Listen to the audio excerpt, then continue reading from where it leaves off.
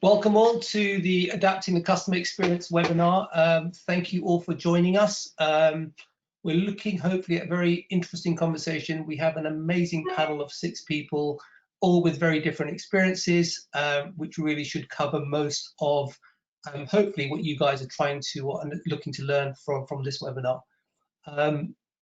We do have 6 speakers, so we're going to have to watch the clock very closely. I would also highlight that the event is being recorded and will be shared with you after the event, which from a positive perspective is if we do run over by a few minutes, you will have a recording of the event anyway, in case you're unable to stay for the extra few minutes. The approach we're going to take to this webinar is we're going to start with a very high-level macro view from each of the panelists based on their areas of expertise, and then we'll delve into some more specific questions pertaining to some of the key sort of things we're seeing come out of the pandemic. Please also take the opportunity to ask any specific questions yourselves through the control panel. We are looking to set up a closed group after the event, which will allow the panelists to cover off any unanswered questions that come out of this webinar, and also any additional questions that you may have after this. So hopefully that gives you a sense of how we're going to run it. And without further ado, I'd like to introduce our first panelist today, James Easterbrook. So James leads the strategy and customer practice at Moorhouse Consulting. He comes with more than 20 years experience in customer transformation and has worked across many sectors and worked with organizations such as BP, NHS, Google, etc. James, welcome to the webinar.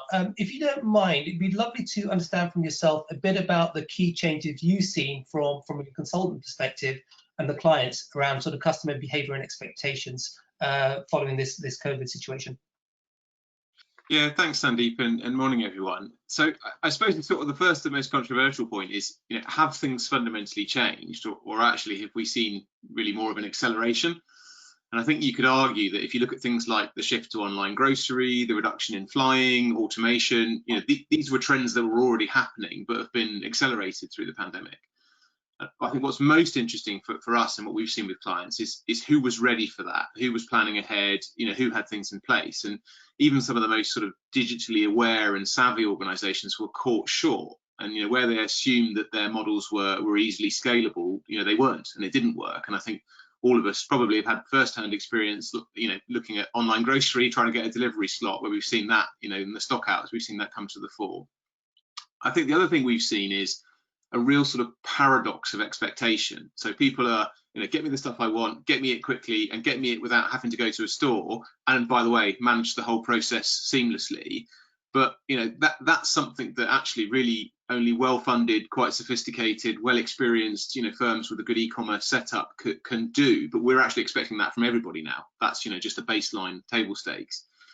And a further paradox, I guess, is that whilst we've all been taking advantage of those, global e-commerce supply chains and platforms, we're also craving this personal, local, emotional connection, which is, a strange sort of two things to go together. And I think, tellingly, if you take food retail as the example again, the winners have been the multi-billion-pound supermarkets and online platforms at one end, and then the local greengrocer or the local butchers at the other end. And I think that dichotomy is interesting, and people in the middle have suffered. I think we talk about accelerations, but in reality there have been new needs, right? There have been new things coming, and there's a good recent report by the World Advertising Research Council that looks at consumers in a number of countries, and they highlighted a shift in the primacy of safety and security in what people want from the businesses they deal with. And that suggests that there's some new expectations coming at the base of the hierarchy of needs for customer expectation. And, I suppose that drive for safety and security is sort of understandable given the situation and what we've been going through, but perhaps less predictable. They also saw in that research a desire for brands that champion independence and freedom. And I think, I'm not a psychologist, but that desire to tap into the sort of agitation around lockdown and cabin fever makes sense, and will need to be brought through in the types of services and experiences that are on offer. And I suppose a final point is, the way that customers have changed because they had to. Things that seemed sort of intractable previously, they just aren't anymore. And I think we've seen many organisations that are trying to drive channel shift. The pandemic's actually been, despite all the trauma and the difficulties, it's been great. I mean, it's offered a lot of advantages for people trying to drive that shift. I mean, in our own experience, we did a lot of work with the NHS, and a lot of that's been around driving uptake of remote consultation for things like GPs and consultants, and that's been an incredibly long, slow burn, very, very painful process over a long period of time. The pandemic comes along, and then we're shortcutting 2 to 3 weeks later, and it's up and running. And I think that's been particularly interesting, that kind of radical readiness for change that wasn't there before, or willingness to accept models and new situations, that I think definitely something we've seen that's been really interesting. Really, really useful, James. Thanks very much for that overview there. And we'll dig a bit deeper when we talk some more specific questions as well. Next, we'd like to introduce Julie from the panel. Julie leads client relationships at NRG, well respected as a contact center specialist in the UK. She founded and led the Contact Center Partnership, and she's got many years of experience of judging for many industry award programs as well.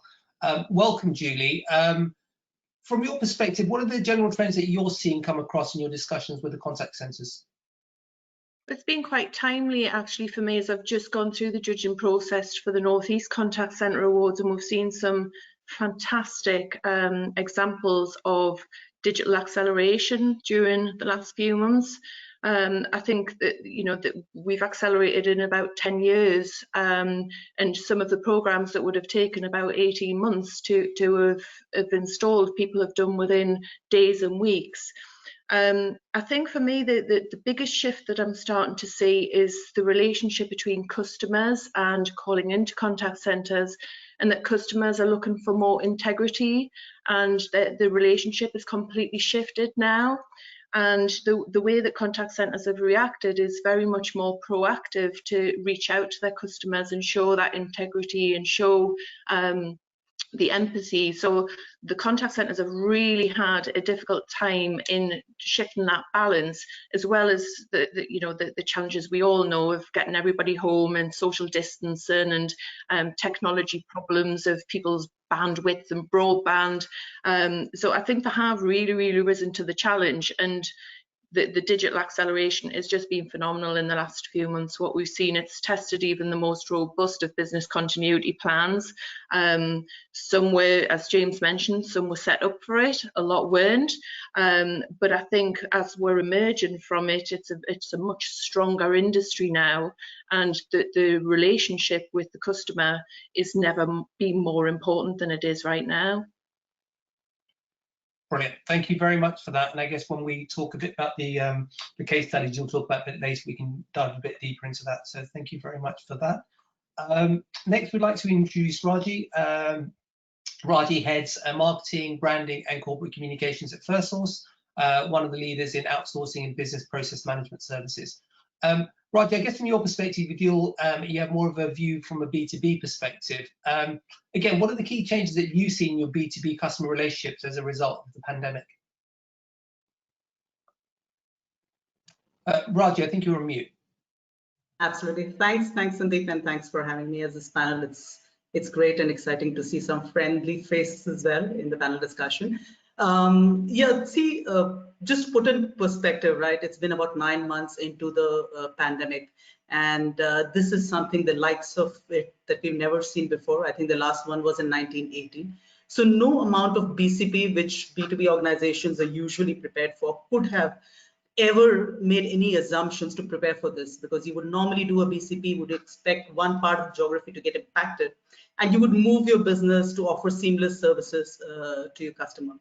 But this was just not that. It was an extremely different and difficult situation. But I believe that the B2B organizations that actually won and ended up maybe strengthening their relationship because of the COVID were the ones who had already put in a lot of effort and time and invested in building strong, enduring customer relationships. Your relationship with your customers actually really get defined only when you are facing challenges. For most organizations, it's actually an opportunity because you get to earn your customers' trust. They understand that if you're able to, if they're able to rely on you in situations like this, then you're a true partner. So when the COVID pandemic hit, I mean, like most of the other organizations, our agility and adaptability were put to test. But you have to commend how people rise to the occasion, right? I mean, you saw 23,000 plus Firstsources completely get energized. There's just amazing amount of camaraderie and collaboration that we've never seen before, because we've never had this kind of a challenge. And we got together and, business transitions were made. We understood that a lot of our customers were handling really sensitive end customer requirement. So we had to move quickly, and within a fairly short period of time, we were able to get our customers all possible service. I mean, we got them work from office, work from home, and everything in between. The short answer to this is, I think we emerged stronger. The relationship emerged stronger because it was put to test, and it came out as a strong, enduring relationship. So a COVID kind of a challenge in a B2B relationship, and any brand for that matter, usually defines itself in tough situations. So I'm happy to say that for us, we were able to navigate this really well and ended up having much stronger relationship with our customers. Yeah, it's a story you hear quite a lot about people learning new ways of doing things through the pandemic that will help them in the future as well. So that's a really good thought process. Thanks for that, Raji.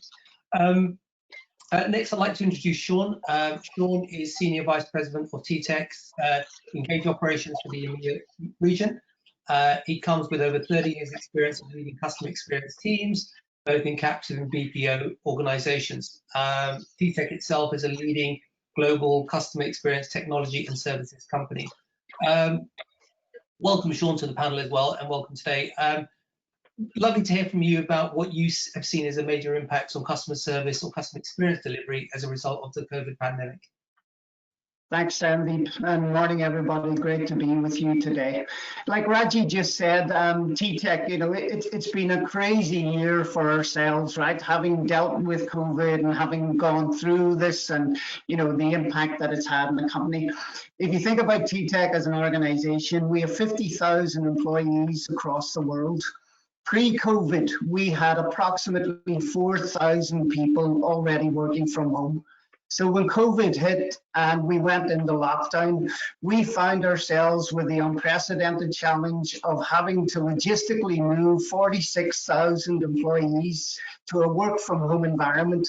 And we did that within 2 weeks. Incredible logistical effort, not without its problems, might I say, not without its challenges. If you think of the logistics of getting kit from a contact center office environment into somebody's home environment, and then trying to figure out, okay, what's the broadband environment like, etc., and all the issues that went with that. But we went through that, and certainly, thinking about that logistical effort. You then add further complexity to that, in that TTEC, we support multiple industries. And if you think of COVID's impact across industries, for example, two big industries that we support, travel and retail. Travel was absolutely decimated overnight. Volumes dropped off a cliff. Similarly with retail, the online retailers did very good, but traditional retailers, they were struggling. So we've seen some of our traditional contact center volumes drop overnight, and therefore we had people who were effectively available to support other clients. But we also then seen industries that were growing exponentially. Government welfare benefits, healthcare services, financial services, where people had to contact their banks, their mortgage providers, etc., and ask for holiday payments. So again, the complexity was added in that. We then find ourselves having to reskill and redeploy people from the likes of travel, from the likes of retail, into government, into healthcare, into financial services, etc., and going through the reskilling process that went through that. So absolutely unprecedented challenges. And like Raji said in Firstsource, TTEC, we stood up to that, right? Our people absolutely were front and center, embraced all the issues, and delivered exceptional customer experiences to our clients. Very recently, and the interesting thing when you look across industries, as we say, some industries have been decimated by this. But those companies that have embraced digital customer experiences, TTEC, we just reported our Q3 results at the period ending September, and year to date we're up 24% than the previous year, because we've seen the demand from our clients that they say, hey, you know, we need digital services. You guys have the platform that can deliver that, and therefore the ability to do that for our clients, you know, has been front and center. So it's been unprecedented times, Sandeep, but thankfully, I wouldn't say we're through it yet, but we're at least now coping with it and living with it from a business perspective. Really interesting. Thank you much for that, Sean, and we'll talk a bit more about the technology trends a bit later on as well in the further section. Next, I'd like to introduce more from a technology perspective, Kartik. So Kartik is the Chief Business Officer at Haptik. It's probably one of the world's largest conversational AI companies. So Kartik, look, welcome to the panel. And again, as a tech organization, giving a slightly different perspective, I mean, how did Haptik particularly adapt to the challenge of COVID, both for itself internally and for its clients as well? Thanks, Sandeep, for having me on the panel, and hi, everyone. Yeah, so it was also, again, fairly interesting for us as a company. Conversational AI, chatbot, in scenarios like these where customer experience becomes extremely important, the relevance of technologies like conversational AI and chatbot is obviously very high. So at Haptik, what we were always had the policy where everybody at Haptik could work remotely for 2 days in a week. So from that perspective, we were fairly set to be able to work remote. So for us, it was just like flipping a switch, and day-to-day work just happened because we were very much set up to do that. From a business perspective, yes, when the pandemic hit, we did get a lot of inbound requests for customers trying to figure out, hey, how do I really manage to keep up my customer experience as my volumes are increasing, and I don't have people to be able to handle those kind of queries. That's where our bots came into play. A lot of the frequent questions which users typically used to ask because of the pandemic, we quickly trained the bots on those particular topics. For example, hey, is your store open? Or what's the refund policy now that my flight is cancelled? These are very new form of queries that we were seeing, which the bots could start addressing right away. What we also did was our AI models at the onset of the pandemic just picked up these new terms around coronavirus, COVID, and because we saw that the kind of queries were increasing, we created a very simple coronavirus bot, which any of our enterprise customers could just deploy it on their existing bots, which was answering a lot of the FAQs, a lot of do's and don'ts, and thus addressing a lot of these queries, which would have typically hit their contact centers. So yeah, that's what we as a company did. And obviously, as time passed, there's a bunch of interesting things we did to make sure that the customer experience is not hampered for our customers. No, wonderful. And when we speak later, it'd be good to understand a bit more about the sort of more new technologies that organizations are particularly requesting at the moment. So thank you for that, Kartik. Final panelist for today, from an overview perspective, is Hannah. Hannah co-founded the Maytrix group, helping companies to deliver omni-channel strategies, improve customer journeys, and sort of focus on sales and distribution. More importantly, you may have heard of Hannah through the whole sort of Captain Tom phenomenon. As part of that, it led obviously to about 39 million being raised for the NHS and the subsequent creation of the Captain Tom Foundation. Incredible story, probably one of the most heartwarming stories of the year. I'm really pleased, Hannah, for you to join us today. I guess from the perspective of today and what we're covering off today, it'd be really interesting to understand from yourself a bit about that experience and how that has perhaps changed your view of the world and customers more generally. Thank you, Sandeep, and hello to everybody. Well, it's hard to explain the last 8 months if I'm truthfully honest about it all. When lockdown hit, we were just about 2 weeks into the pandemic. And so already we were being impacted as a business. So our business is 13 years old. We have employees, responsibilities. So as lockdown happened, we too were sitting and thinking, what is the depth and breadth of this? How will it affect us? How will it affect our employees? How will it affect our family? And my father lives with us, and all the other things that everyone else was worrying about. So simply when we suggested that we could raise £1,000 to support the Covid-19 appeal in the NHS, we did that genuinely because we thought we could touch people with a little bit of joy and happiness, and that £1,000 would make a profound difference.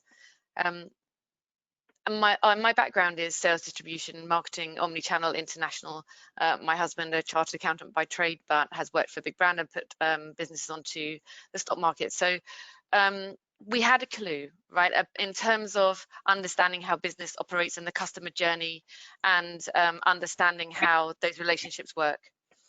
However, nothing could prepare anyone for 1.5 million emails within 10 days, for the world's media to be outside your gates, outside every boundary within 3 days, to go from what we thought would be a joyful, happy, positive, local story, talking about the centenarian who'd, has a very positive outlook, into a global phenomena within about 4 days. So nothing could prepare anyone. I think no business could be prepared for that, and no people could be prepared for that. But what we were able to do was use our skills as business owners and operators, and understanding customer journey, to almost shore up the fact that the world was watching, because actually the world became our customer, and that's the way we viewed it. That that we knew that my father's voice was touching humanity. People from 163 countries donated to that original £38.9 million in 3.5 weeks. So when you are talking to the world, you have a responsibility, right? You have a responsibility to talk back, and to let everybody know that we hear them, we hear their call, and that we want to support them back. So it was a real two-way communication. But within days, we were operating on a global scale, and we never forgot, and still don't, that the end result is people.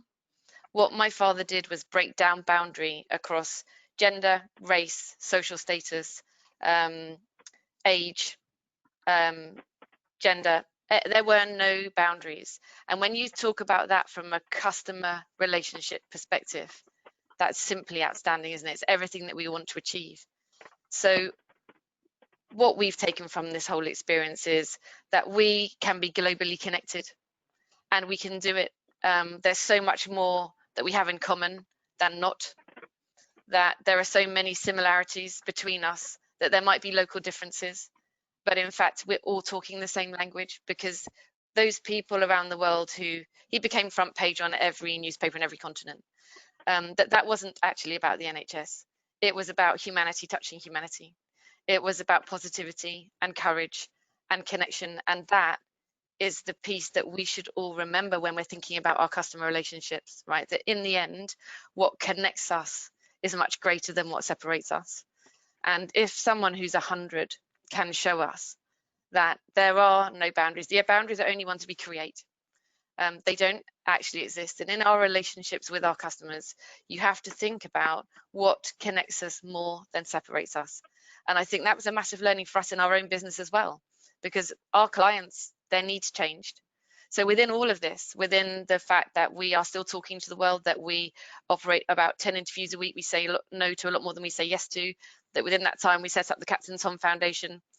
We put trustees around the board, we got our vision, our mission, our causes. We're talking to government here, government elsewhere, the United Nations, the WHO. We're managing relationships beyond your wildest dreams. But ultimately, we have customers in Maytrix, and they're my absolute priority. And their needs changed, and we had to adapt to those changing needs. And we were able to do so because we already had a workforce who could work from home. So for me, working from home, no boundaries, do it. It's just about the technology standing up to it, right? But this is much more about allowing our people to be to operate on a level to be as good as they can be, as supported by us, but also listening to our customers and listening to what they need from us and being agile enough to change in order to adapt to their changing needs. So our 8 months has been one entirely about adaptation, and by being agile and also listening and learning to what the customers' needs were, whether that was people in Argentina, people in Delhi, people in Australia, people in America, people anywhere in Europe, or my customers here in Heathrow. The listening part is the part that matters, and I think that's mostly the message that we would give. We have to listen to learn, not to respond. We have to listen to what is required from us and react accordingly. And I think that's probably our greatest learning. Absolutely wonderful, amazing story, and I think there's probably a book out there for customer experience off the back of that as well at some stage. So thank you very much for that, Hannah, and thank you all, by the way, for the introductions. We'll delve a little bit deeper now into some of the themes we outlined as part of the event itself and the topics we cover off. One of the major ones we said we'd cover off is more sort of focused now around the key impacts of COVID-19 for the relationship both with local and international customers. James, I thought I'd bring you in first to get your perspective from your consultancy perspective, if that's okay. Yeah, sure.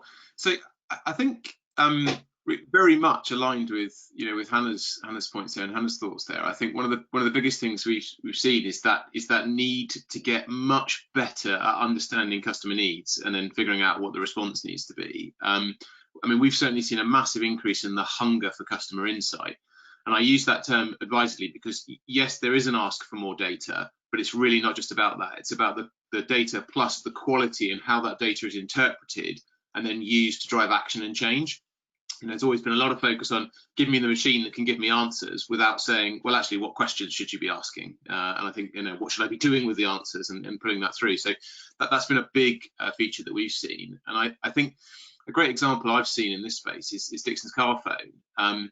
I think, really able to understand that consumers that were looking for consumer electrical products still wanted the kind of reassurance of human advice that was there before, right? They were going into store previously because they wanted someone to help them through it. There's no shortage of ratings and reviews. I mean, millions of ratings and reviews on every single product out there online that they could have got. But Dixon's Carpenter did a really good job of understanding that they weren't just buyer of consumer technology. They were buyers of consumer technology with specific beliefs and concerns that they needed satisfying. And I think they immediately set up a video service where you could speak to someone in a store who could take you through the products. Now, obviously, that replicates a lot of the material that's already out there, but they understood that that's what their audience needed. And I think that was really important to see that application of the understanding of what their customers had and the ability to respond very quickly was a really good example. I think also, related to that, there's been a change, obviously, in how customer processes are designed and managed. We've all lived through that, and there's so much more to come, for sure.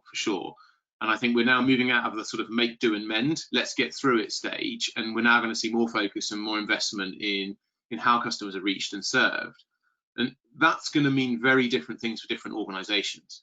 And I think, sort of distinction we've seen is that you've got some organizations who are seeing humans as a sort of unacceptable business risk, right? They've got to strive towards automation to deal with that. You've got other organizations who've seen the opposite. They've seen the innate value in the human input and the human presence. So they're going to focus on making sure that they're, bringing through the right talent pipeline. They're going to invest in that way. Then I think there's a third group, which is sort of looking at how they invest to amplify the potential of the humans they've got through technology. So taking the view that tech plus human beats tech or human any day. And I think that's probably one of the most interesting areas, is that sharper definition of the role for humans and the role for technology, rather than just, well, there's a new piece of tech, we'll get that. People are beginning to look at that more harshly.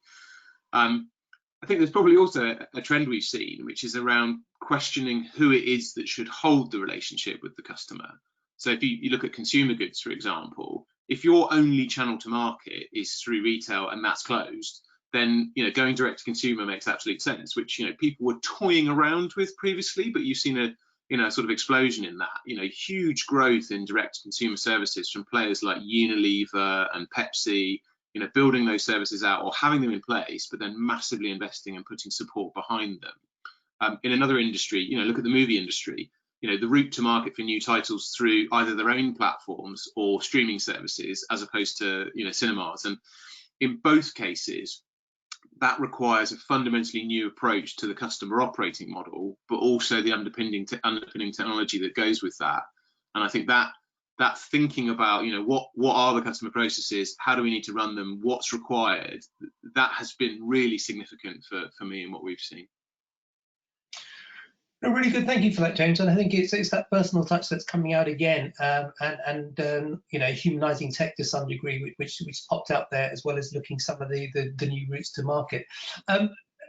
Raji, it'd be good to get your perspective again here as well, focusing particularly on your B2B customer services or customer relationships again, and how they've been changing over this time. Sure, this time I remember to unmute myself.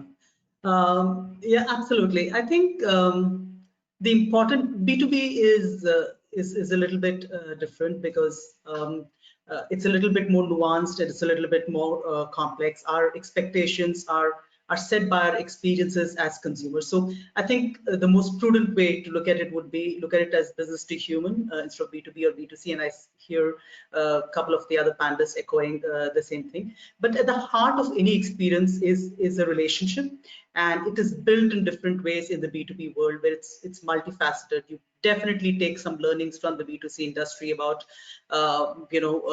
understanding the customer as a whole, as a person who has challenges, goals, good days, bad days, and is working towards something, and not just look at it as a non-human entity, which is what happens when you look at it as B2B. Your immediate perception is B2B is less human than a B2C is. But I completely believe that there's nothing that replaces great interpersonal relationship.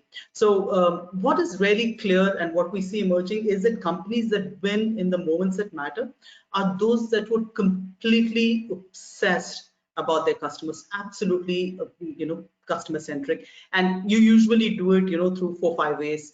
One is to really deeply and have a very fundamental understanding of the client's business, the client's goals, the client's strategic directions, a constant effort from your end to reduce cost and effort for the customer, making interactions easy, removing all kind of friction to ensure that you have a really great dialogue and conversation with your customers, making the interactions really simple. Meeting and exceeding expectations, what is set by the customer. I know that we talk about it a whole lot, but when you actually sit down and look at your customer relationship, when you look at all the things that you could do, one of them is going beyond the SLAs, because that's what makes you truly memorable. The other is primarily focus on trust building, and nurturing relationship, building very strong, empathetic, personal relationship across stakeholders, because B2B is not just one customer. You are usually talking to multiple people in an organization who have completely different objectives in terms of what they are looking for from the relationship. And of course, there is this proactive issue of management. Make issues go away before they even get registered. So some of these, I think, really defines your relationship, and what defines it, and like I spoke about it earlier, in moments like now, in moments like COVID, in fact, in moments which were 5 months or 6 months earlier, when the relationship or when the world was a little bit more complex, we seem to have somehow understood what the world works like now, and we are all accepting whatever the new normal is. But to actually be there for your customers and to know that you're a reliable, trusted partner, because it's the moments like that defines the relationship, cements it, strengthens it, and builds a really, really enduring, relationship between you and the business. So I'm all for a very person-centric, human-centric relationship. I think in B2B especially, it's really, really important that you connect with your customers at a human level and ensure that the experience that you give them is the same as they would expect from anybody, whether it's a B2C. You cannot say that it's a B2B, so we talk to a group of people and not to individuals. your experience, your customer experience has to be crafted to each of those individuals that you interact with on a daily basis to manage the relationship. No, that's really important. I think, I guess, given customers are struggling right now anyway, I guess a lot of them are looking for learnings from organizations like yourself that you're seeing with other customers you work with. So it's getting that outside corporate sort of view from someone like yourself that they work with, which I think becomes really important. Thank you very much for that. We talked a bit in the topics about this new normal and what the new normal means. I think it's become an overused phrase, which I'm sure most of you probably agree with. But I guess the question we ask is, what does that mean for customer relationships? So what does the new normal mean? Has something changed long term, or is it just, well, we get a vaccine through the door? So good to explore that a bit more. James, do you have a perspective from your side first, particularly in terms of, has it changed customer relationships for good, or whether it's a short-term change? Yeah, the classic answer of yes and no, I think, is how I'd say. So I think, our expectations have definitely been reset, right? There's things we will and won't accept, and that's definitely changed, and there's been big shifts there.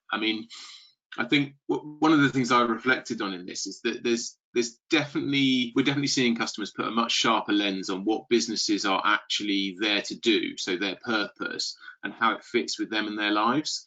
And I think, any major event like the pandemic or the 2008 crash, it sorts the wheat from the chaff, right? Any business that's got a clear, single-minded proposition that's well aligned to customer needs, you're going to do it okay. And those that don't, they suffer. And, this morning, brilliant example with Arcadia, those brands, Dorothy Perkins, Topshop, etc. Customers lost a sense of what they were there for and how they fitted in their lives some time ago. And arguably, they were surviving because they had scale and presence. But when the chips are down and you get an event like this, customers weren't prepared to give them the time and the attention and the trade, and you see them fall. And I think the other thing I definitely reflected on with this is that any crisis exposes the gap between what your stated purpose is and what you say you're there to do, and then the reality of the customer experience. So if you set your stall out as a business as, we're an understanding partner, we're there to support you, we help you, we get you, and then you don't do that, then you're really going to suffer. And Hiscox probably provides the best example for me recently. We're all about the small business, we understand small business, we're there for you as a small business. Then people not getting their pandemic business continuity insurance paid out, and Hiscox saying, oh yeah, well, there was a clause in here that you missed. Clearly as a brand, you can't do that. You can't promise one thing and then have the experience be so different. But then, to sort of go back to the yes and no, on the flip side, humans have short memories. We definitely see, I think, a regression to the mean in some areas, and behaviour will go back to normal. But I think things will just have shifted on a bit further. So I think, things like those direct relationships, the direct to consumer, that will be permanent shift, right? That will definitely be there. People will want more control and connection. But I do think things will settle, and we will see some of those behaviours come back for sure. Yeah, it's human nature, isn't it? That it goes on for a while. You sort of hit back more. Hannah, great to get your views on what James has said, and anything additional that perhaps you'd like to add.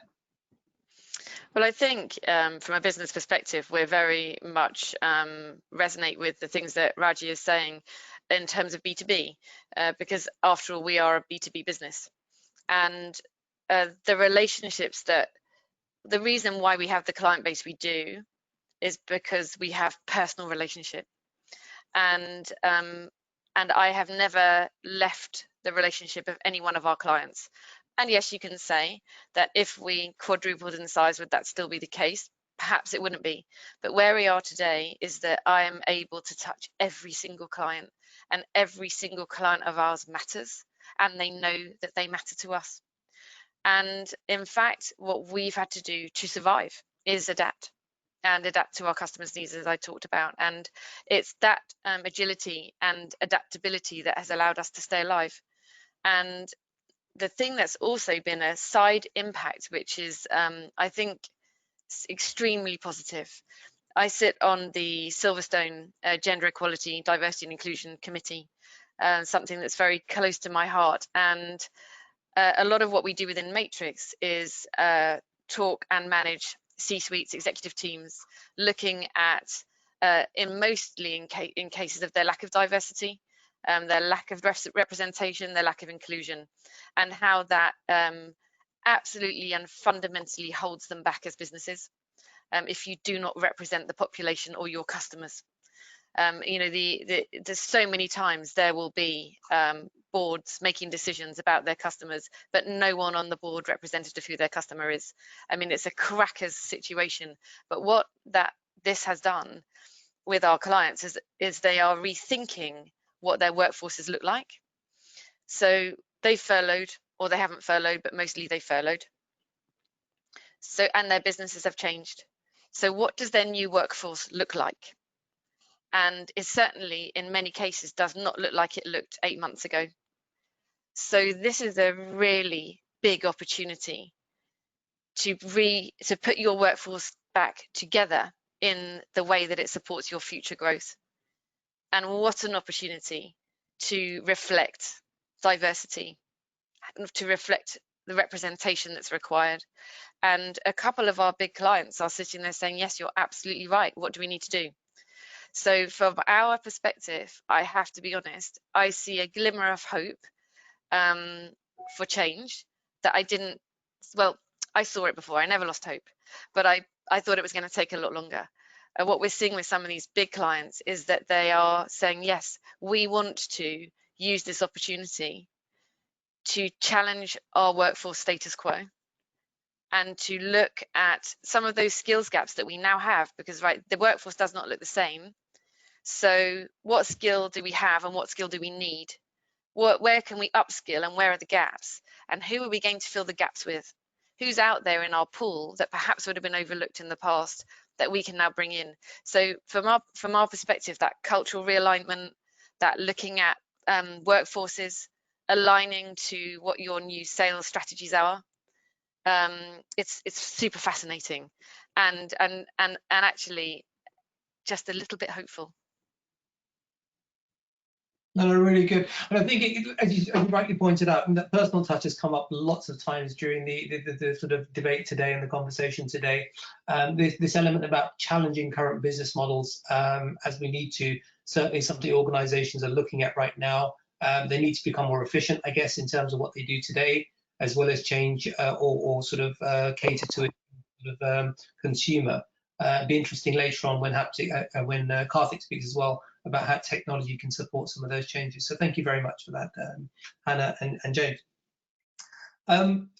Next, I guess, Julie, I want to come to you, talking a bit about you know, customer expectations, how they've changed, but looking at a couple of examples. And I know you had a couple of examples of organisations you were working with around NHS and Sage. It'd be lovely to hear a bit from you on that, if that's okay. Hi, Julie, you're on mute, just so you know.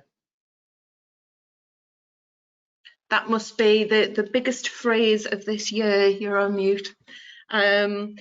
So yeah, we've had a couple of really interesting examples, and just to pick out a couple, as you mentioned with Sage and NHS BSA. So firstly, NHS BSA, they are the arm's length organisation of the NHS. So I guess that you could kind of describe them as the outsourcer to the NHS. So they, on a normal day, they provide about 19 different services to the NHS, such as e-HIC cards, the prescription fraud lines, all of those type of services they support the NHS with. And during the pandemic, obviously, e-HIC card customer lines kind of died off. Nobody's travelling, so they weren't trying to get the European health cards, and they weren't chasing debt with their prescriptions, and they transformed their services and very quickly ramped up within 12 hours the 111 COVID helpline. They supported that with. They set up a second contact centre solution using AWS software. They also have ran the COVID helplines for the likes of the PPE distribution, where all of the care homes were trying to get their PPE sorted, so they were the responders trying to distribute that. They've done many different lines that they've set up to support, and they've deployed some of their existing staff from services that weren't as buoyant or in greater demand, and transformed their people and retrained them onto different products and service lines. They've done a phenomenal job during the pandemic, not only supporting communities, but being the backbone for the NHS, I guess. They've done GP helplines, and more recently they've set up the COVID education helplines when all the universities were going through crisis, the students coming back and what to do with their students. And they've just set up the vaccination helpline ready for when the government roll out the mass vaccination. So they were historically what you would see as a typical contact centre, and they've had to rapidly deploy technology, send people home as everybody else has, but their innovation hasn't stopped during this time, and they've implemented new email software, new telephony platform during that time. So the customer came first and they were still delivering their SLAs, but they continued to innovate throughout that time. The second example that I've come across recently, which was quite phenomenal, Sage UK are the technology providers that do payroll and software systems. So during March, April, it's their busiest trading period with the payroll year end. And during that time, obviously, we went into lockdown. So faced with the challenge of sending the 800 workforce home sounds small in comparison to, as Sean mentioned, 46,000 getting home. But they you know, within a matter of days, they had all of their workforce home, which was their peak trading period. But also they were fundamental to their clients to make sure that they continue to deliver to their clients on all the job retention scheme updates. So there was daily changes to that, and they had the responsibility to keep their customers up to date. So they didn't operate in their normal business model waiting, you know, for customers to call in or for them to call out. They completely transformed how they communicate those changes to customers by setting up webinars and delivered many pieces of change within a short space of time. Their CSAT scores went through the roof. You know, they delivered extra revenue because the customers believed they had gone above and beyond the call of duty. So the customer loyalty, in effect, came as a result of that. But they also continued, there was no disruption to the customers. Their performance metrics were still achieved, but they also did a really good job of keeping their colleagues connected as well throughout that. So their employee engagement scores weren't affected. They're still working from home now, and they've used technology in a way to engage with their colleagues, to have a bit of fun, make sure that their well-being is still you know, protected, but they're also still supporting communities. So that is just a couple of examples of brilliant how a couple of companies have really reacted well throughout the pandemic, and their customer loyalty as a result of it has gone through the roof. And yeah, hats off to those that managed that. Yeah, no, it's really interesting. You hear so many stories over this time about organisations and their firefighting, and because they're firefighting, they're not able to implement the changes they need to do because people are on furlough, they're working from home. But as you pointed out, if you want to deliver that customer service, now is the time where you've got to invest at the same time as well. I think it's those organisations that are doing that during this time that probably will succeed better than others, really, isn't it? Really good. Thank you for that. Just focusing now on contact centres specifically, and the impact of COVID-19 on that. I think, Julie, we're going to bring you in again on that one, given your vast experience in that area, and particularly how contact centres more generally have adapted in the UK. And then, Sean, it'd be lovely to bring you in and get your thoughts on that as well. Julie, do you mind kicking off and just generally giving a view on how you've seen contact centres in the UK having adapted to COVID? Yeah, of course. I think, you know, the way that they're handling the customer experience is now changed. As Hannah was mentioning, it's a real opportunity that we have now. So not only are they have transformed and are delivering their customer experience in a different way and probably in a more proactive way, but we need to reset what the customer wanted pre-COVID and how a customer expected to be to communicate with the business have completely changed now.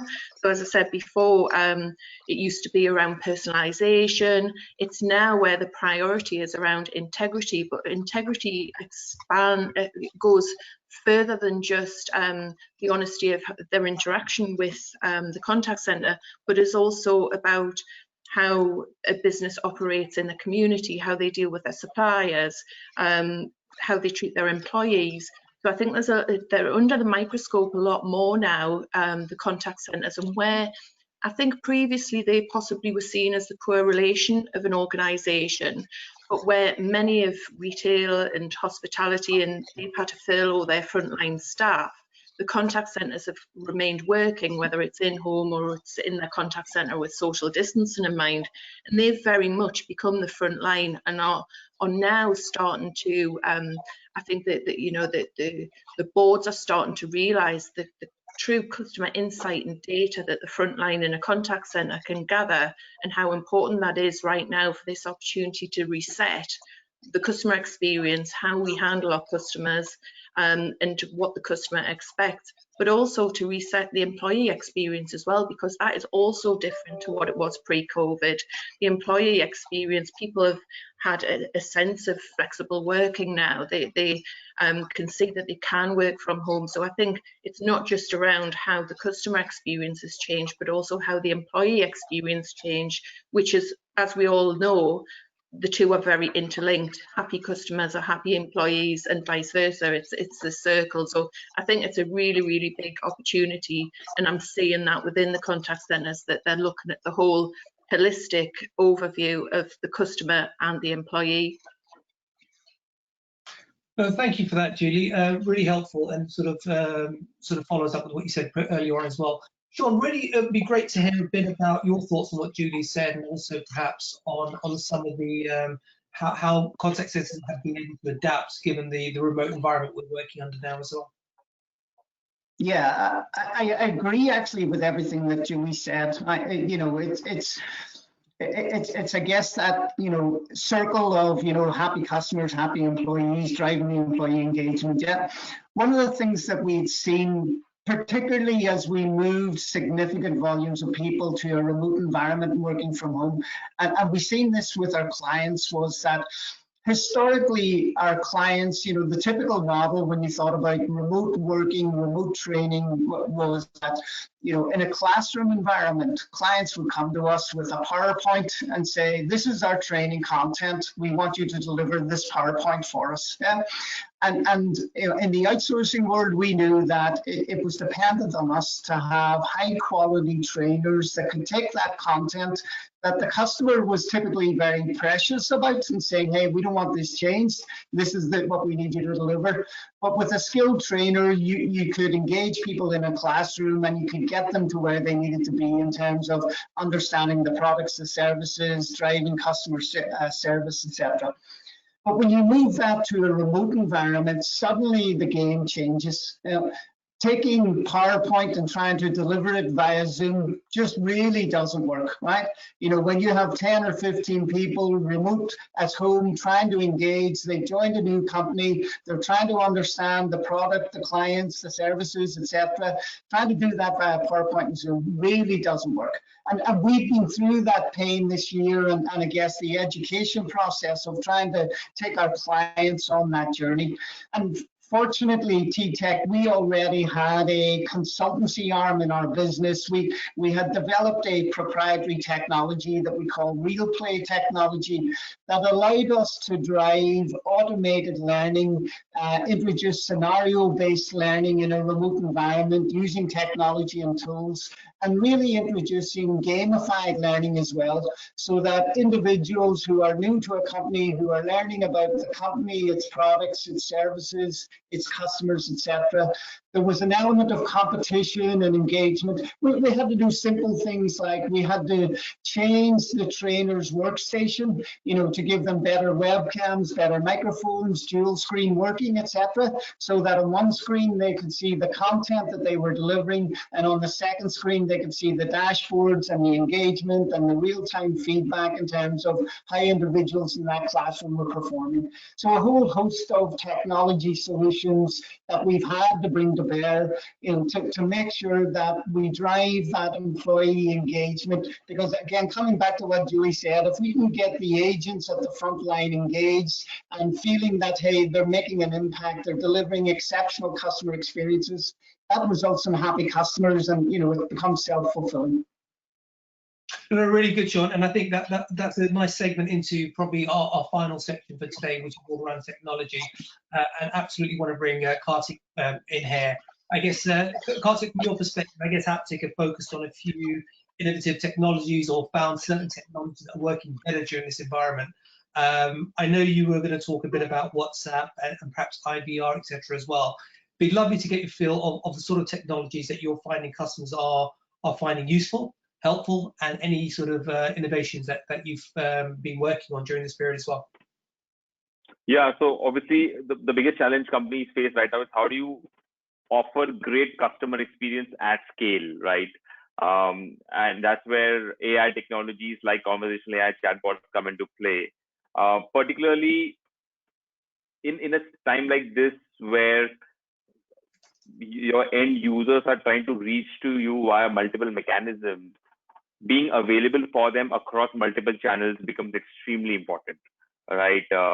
Nobody wants to call the call center and keep waiting to connect to a human agent, which is why customers always try multiple mechanisms like email and chat and so on. Conversational AI as a technology can obviously live on all of these channels and start addressing queries across all of them.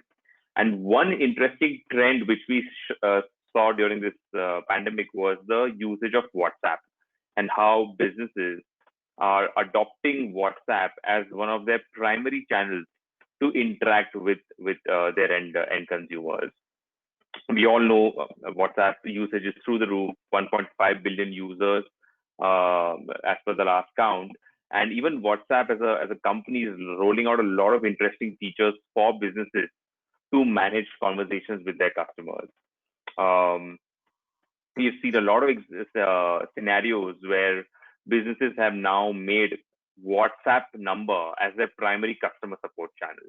If you have a question, just write to us on WhatsApp, and either automated AI technology or human agents could respond back to those queries.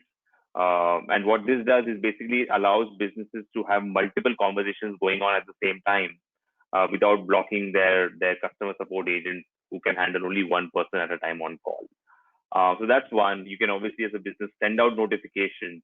So if you have any change in your policy, or if you have any announcement that you wish to make, you can always engage with those users by sending out notifications on WhatsApp. And a lot of interesting applications we are also seeing where businesses have launched storefronts or commerce applications on top of WhatsApp. Two examples I'd like to showcase here. One is JioMart. JioMart is Reliance's foray into retail by offering everything on JioMart.com. So you can actually now place orders for your groceries just by chatting on WhatsApp, and the engine kind of actually understands what are the items the user has asked for. It creates a cart and then enables the end-to-end transaction in a messaging first channel. And Kartik, just for the audience, just to sort of explain Reliance and the scope of Reliance would be quite useful. Oh, sure. So Reliance is one of India's largest conglomerates. Just recently they raised a ton of money from Facebook, Google as well. So Reliance as a whole is a huge conglomerate, and they have Jio as their telecom business, within which JioMart has been launched as a direct competition to Amazon in the grocery space. So that's what Reliance does, and they are using WhatsApp as one primary way to engage with their customers. Just quickly, a second example I would like to share is what the government of India did when the pandemic was just beginning to kind of take speed and there was a lot of confusion on what's really going on, they created the official COVID-19 help desk on WhatsApp. So users could just send a message to that number and get any of their queries resolved. So queries around, hey, what are the common do's and don'ts? What are the common myths? Where is the nearby health center I can go to in case I feel I have symptoms? All of these questions the bot was able to answer. And such is the power of WhatsApp that within the first 24 hours of this number being rolled out, there were close to about 1 million users who had already chatted on the particular WhatsApp number. And obviously the service kind of became popular. The Prime Minister of India tweeted about it. Mark Zuckerberg himself posted about it in a Facebook post. And then it just grew through the roof. And in about a month's time, when the pandemic had hit its peak, we had about 35 million users interacting with that particular bot and getting their queries resolved. So you can imagine what a technology like this could do even for your business, for you to scale your entire customer experience initiatives. That's an amazing thing to be part of as well, actually, to sit rolled out in such a extensive way. So that's absolutely an amazing story there. Just on IVRs, is there anything you perhaps could provide a view on IVRs as well?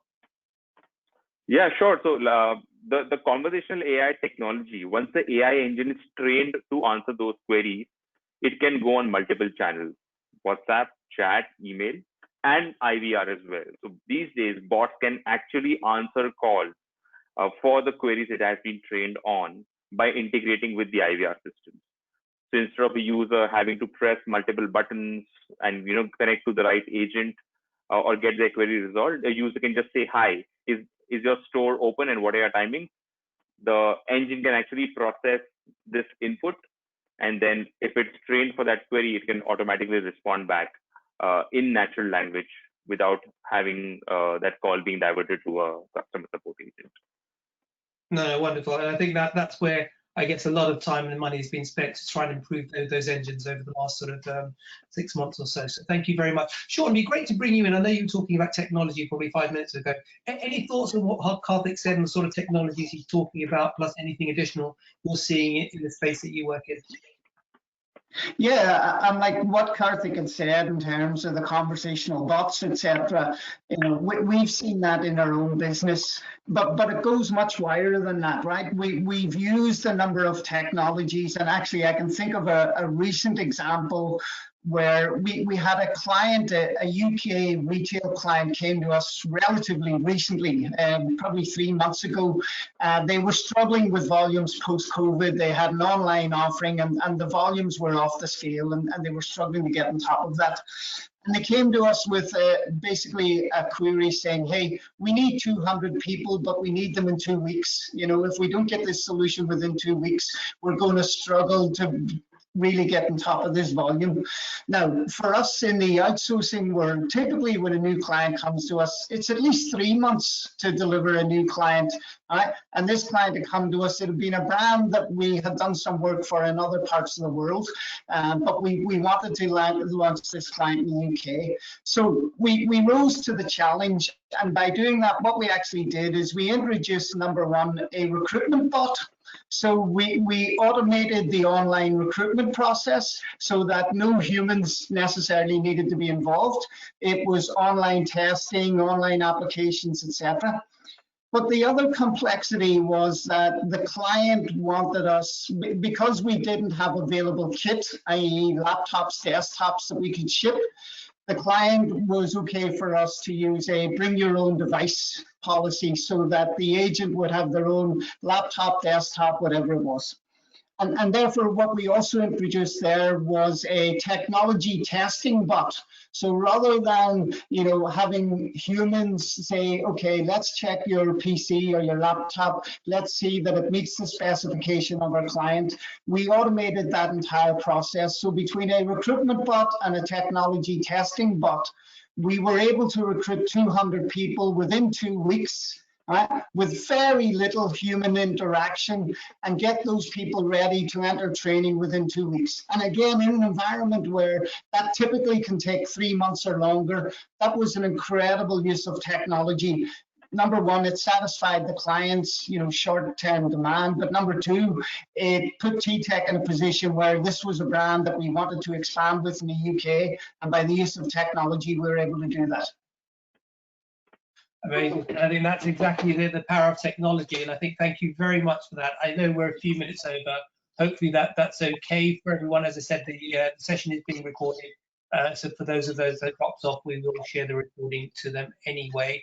I'd like to thank all of you very much for your insights. I know it was a bit rushed. I think the nuggets that you gave were amazing, and I think the recording will probably be quite helpful because we had to go through it in such a fast period of time. But the only other thing I would say to the audience is thank you very much for joining us. I hope you got a lot out of this. We will share the video with you.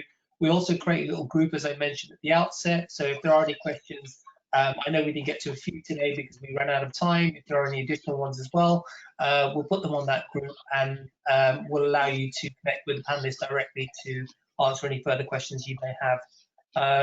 Hopefully that was good use of your time this morning.